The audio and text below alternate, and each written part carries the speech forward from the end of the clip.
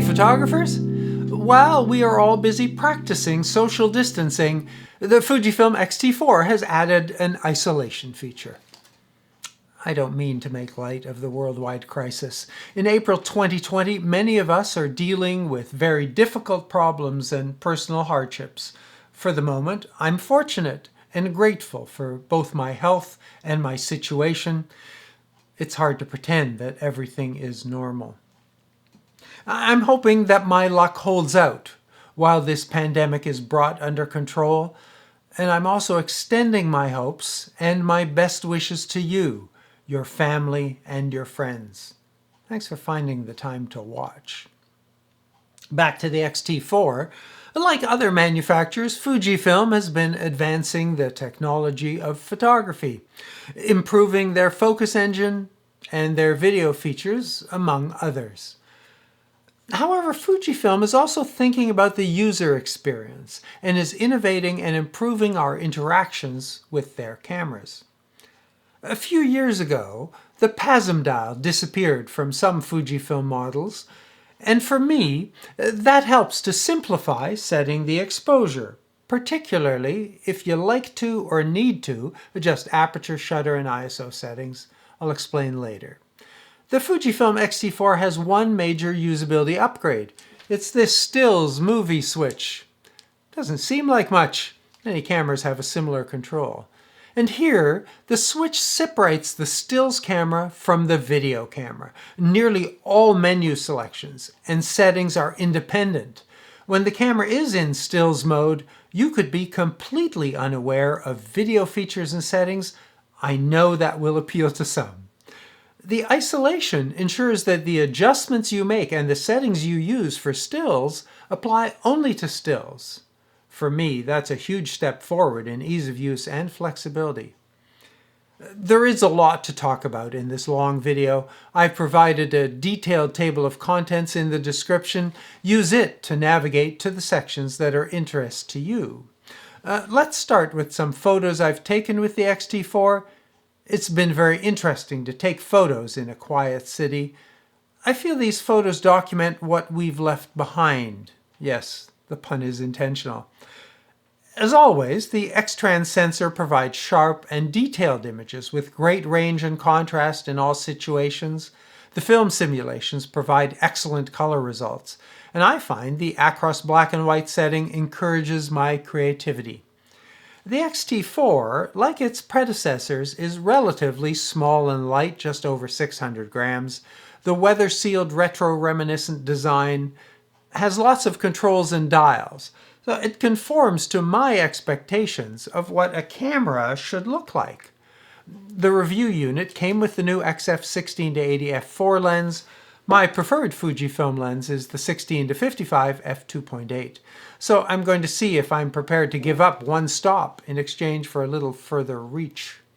The X T4 sensor is a 26 megapixel APS-C sized X-Trans sensor.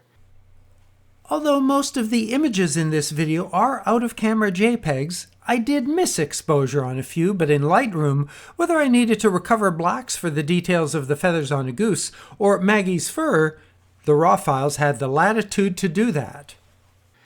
Now, the 1620K Touch LCD has a fully articulated swivel, so it can face forward, and while that makes tilting up or down a little more complicated, it does close to the body to reduce the possibility of scratches and other damage. And there's a faster, quieter, and more reliable shutter mechanism which increases burst speed. You'll see. Other adds over the X T3 are improved subject tracking, in-body stabilization, and a new, bigger battery. A few settings introduced with the X Pro 3, color chrome blue effect, the clarity setting, classic film negative film simulation, and a new Eterna bleach bypass have been added. Video exposure controls are improved and simplified. More details later in the video, and please use the table of contents to jump to the sections that interest you. Setup involves selecting your language, setting the time, and configuring Bluetooth. That optionally enables time and location sync, as well as auto image transfer to your mobile device.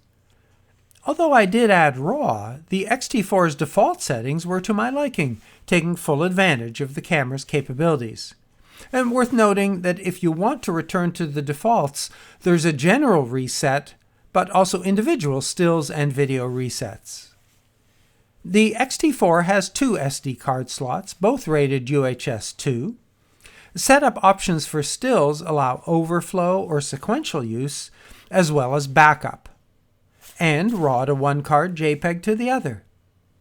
There's also a setting to manage which card is used first for stills and video in sequential mode. The viewfinder has a large and comfortable eyecup, diopter adjustments -4 to +2, push to lock. There's a handy display switch on the right side.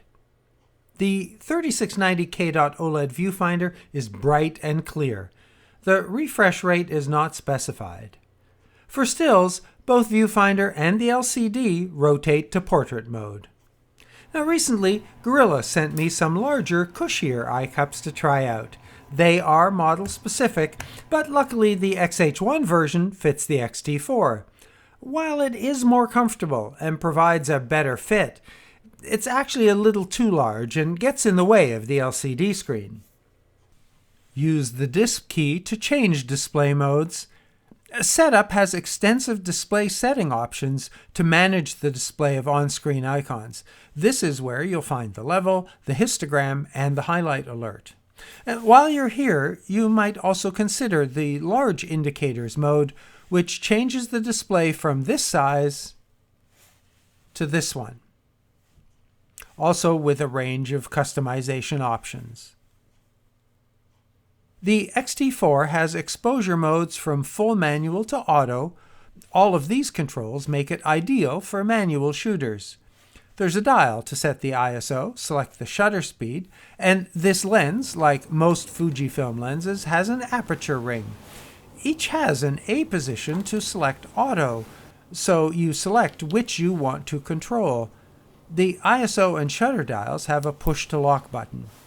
So while there is no PASM dial, the display does show the PASM equivalent for the controls you've selected. When all of the controls have been moved from A, the M in the bottom left indicates manual mode. Shutter speed, aperture, and ISO appear across the bottom. The screen left meter reading display shows how your manual settings compare to proper exposure. Select the meter mode using the photometry setting. By default, spot is interconnected with the focus spot. Meter mode displays beside exposure mode. Fujifilm does not include the highlight mode found on most competitors. Turn the shutter dial back to A, and M changes to A to indicate aperture priority. When one of the settings is at A, the EV dial, which does not have a lock button, sets exposure compensation. The meter display now shows the setting. EV range is 3 stops up and down. Set the EV dial to C and use the back dial to select up to 5 stops. Turn the aperture ring to A for program mode, then adjust the shutter dial for shutter priority. The dial sets the shutter speed from 1/8000 to 1 second. The dial isn't very granular, so the back dial provides 1/3 stop settings up and down from the selected setting. T is for timer, which transfers shutter speed control to the back dial and can be set from 1/8000 up to 15 minutes. B, or bulb mode, holds the shutter open while the shutter button is held down, and note that a remote release cable is supported. The still stabilization, shooting only or continuous, works well for slow shutter speeds. I was able to shoot down to 1 full second exposure.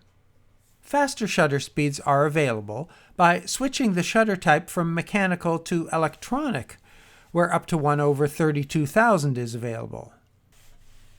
There is a larger than usual selection of shutter options.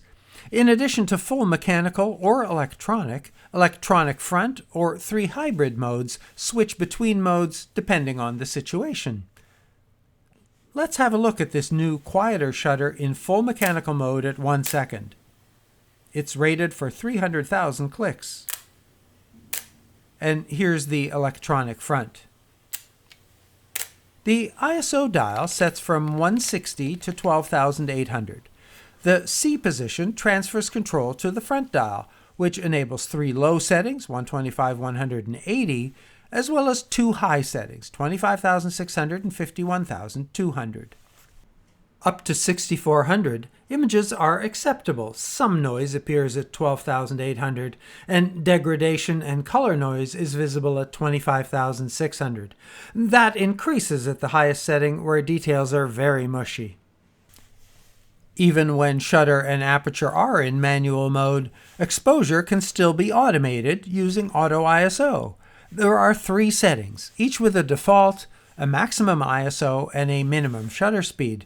The maximum only goes to 12,800. Some manufacturers now offer greater auto control over the minimum shutter speed to favor either speed or quality. Not here. There are dynamic range controls. Tone curve adjustments can raise shadows or lower highlights, and vice versa. Dynamic range adjustments include 100 to 400% adjustments as well as auto. 200 requires a minimum ISO of 320. 400 requires 640. That happens automatically with Auto ISO. D-range priority overrides the dynamic range setting and the tone curve. Maybe these should be better coordinated. Again, weak requires ISO 320. The strong has a minimum of 640. And these vaguely named settings provide better results, particularly to lift shadowy objects up, particularly with the strong settings. For larger ranges, turn the drive collar under the ISO dial to HDR. Now, all of those settings are overridden. The camera auto-brackets multiple exposures and combines them into a single image. HDR settings are unintuitively hidden several nested layers down in the drive menu. In addition to auto, settings range from 200 to 800 and 800 plus, which the manual describes as maximum variation. Interestingly, this mode saves a RAW file and crops in slightly. Comparing all of those side by side, this is the default image. DR at 400, not really much difference. DRP at strong, that's useful. And HDR at 800, not much difference except for the crop. Incidentally, if you use these settings, I've got a neat playback mode Easter egg for you. Stay tuned. Some Fujifilm models have dropped the cursor keypad for a joystick. The X-T4 has both. The unlabeled and customizable keys have default actions. Press right to set white balance, the usual suspects. Kelvin from 10,000 to 2,500 in 100-step increments. 3 custom settings that are easily captured, all of which can be fine-tuned using the dual-axis controls. There are 3 auto white balance selections giving preference to white, ambience, or a compromise setting. And incidentally, although the white balance setting is independent, the custom settings are shared between stills and video modes. The left side key opens the film simulation menu. The list of options is getting longer with each new release. New here is the Eterna Bleach Bypass. Eterna was designed for video. Bleach Bypass lowers saturation and increases contrast. Fujifilm indicates it's useful for both stills and video. Further fine-tuning is available in the menu, with adjustments to saturation and sharpness, which are not interactive, and clarity, which is. You will have more trouble seeing the difference between a sharpness of -4 and +4 than clarity at -5 and +5. The menu also includes a grain effect. Both size and roughness can be set. Then there's the color chrome effect with weak and strong settings, and the color chrome effects blue, also with weak and strong options. Combining both of these with Provia or Velvia yields a wonderful postcard blue sky. One more thing. Spin the drive collar around to access the fun and extreme advanced filters. From drive settings, select Add Filter to preview and select the filter you need. It's a rather basic collection of the usual suspects with no ability to adjust parameters, making it somewhat limited. A switch on the front, which is nicely situated for left thumb operation, selects the focus mode, single, continuous, and manual. That's displayed just above the exposure mode. This is a touchscreen, and that's the easiest way to select a focus point. In the top right, a button, which is currently off, can select Shot, which activates tap and snap, AF, which only focuses, or Area, which only selects the focus area using the currently selected focus area mode. You can remove the button using the Setup menu and turning touchscreen off. Press the focus joystick to activate focus point selection, and by turning the front dial, size selection from wide to increasingly smaller sizes. This is the default 9x13 117 point grid. In the menu, a 17x25 425 point grid is also available, but not in all focus modes. That screen coverage looks like this. Focus is responsive and fast to very fast. For fastest focus performance, enable boost mode. That's easiest with the optional battery grip, but it can also be activated in the menu. The grip, which holds 2 batteries, has a useful second joystick for portrait mode shooting.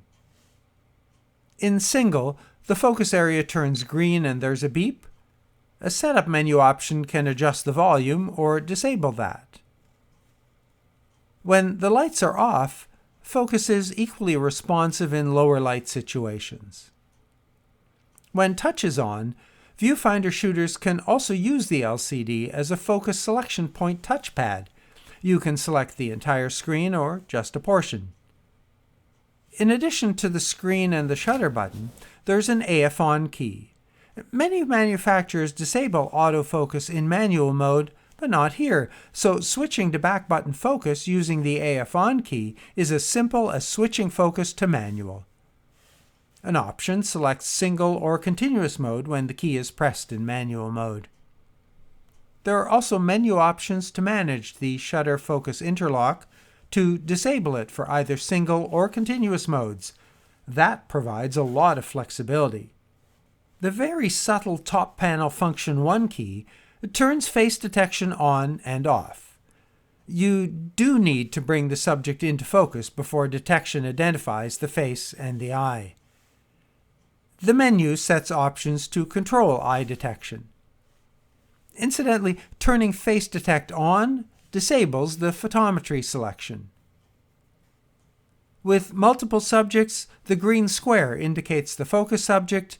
Change the preferred subject using touch. In continuous, wide becomes tracking with a selectable area, which can be positioned but not sized. Activate focus with the shutter or AF on, and the subject is tracked and focused. I'll get back to this for burst mode. There are 5 continuous tracking presets for various types of movement. The 6th option creates a custom setting for tracking and speed sensitivity as well as area switching. These settings allow you to lock onto a subject even when there's a distraction, or to quickly adapt to changing subjects. This focus-by-wire lens does not have distance markings, and in manual focus the on-screen ruler displays the distance.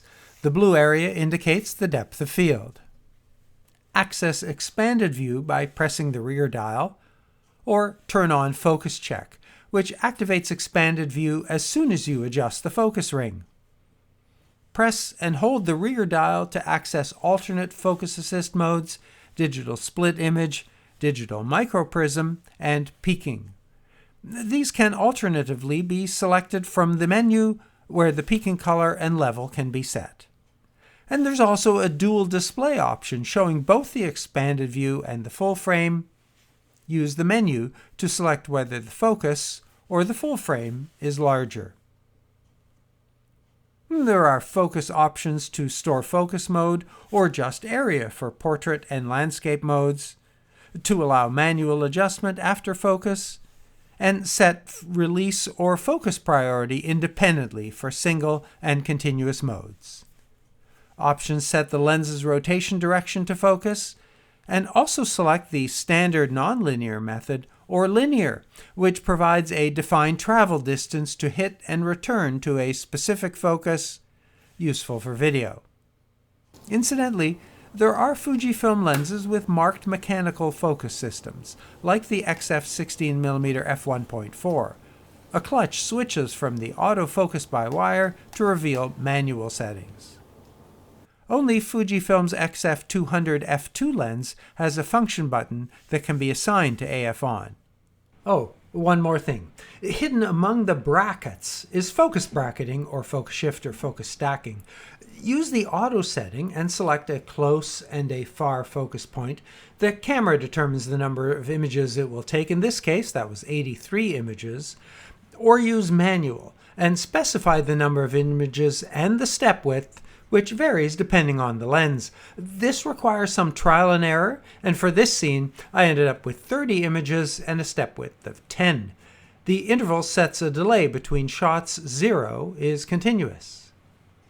After taking the images, select the focus point you want, or make sure that the first and last images cover the range you want in focus. There's no in-camera way to combine the images. Luckily, it's easy enough in Photoshop. You'll find lots of online tutorials. The drive collar has two burst positions, CL and CH. The low-speed burst can be set from 3 to 8 frames. The screen estimates how many images the buffer will hold. High speed includes 10 and 15 frames with the mechanical shutter. And after switching to the electronic shutter, 20 frames is available, and combined with a 1.25 crop, up to 30. I tested the 15-frame mechanical setting with a freshly formatted SD card rated B90, shooting fine JPEGs with full manual settings. The buffer fills after 20 seconds. You'll know because the shutter sound changes. It continues at 8 per second. Then watch the upper right. The buffer clears quickly, under 10 seconds. Switching to the electronic shutter at 20 frames, there's no shutter sound, so no indication that the buffer slows after about 5 seconds, but it continues at 12 images per second. And then with the crop at 30 frames, note the yellow M icon indicating it's resized to 17 megapixel images. That holds for about 3 seconds and then slows to 15 per second. There are two variations on this. When high-speed burst and electronic shutter are on, pre-shot can be activated. Soft press the shutter to start buffering, and about 10 frames are saved from before you fully press and start shooting. The Sports Finder setting works only with the mechanical shutter. It takes a cropped image but shows the crop on screen, which allows you to see a subject just before it enters the scene. Again, the yellow M indicates images are 17 megapixels.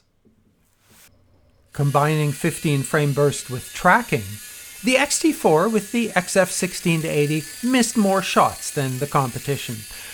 I'll admit to creating a challenging setup with a very shallow depth of field, where the train approaches to a few centimeters of the closest focus point. Out of the 50 shots in this sequence, the first 30 or so are fine, and then it starts to miss, usually 2 or 3 in a row. Of course, in real life, no issues with an approaching streetcar.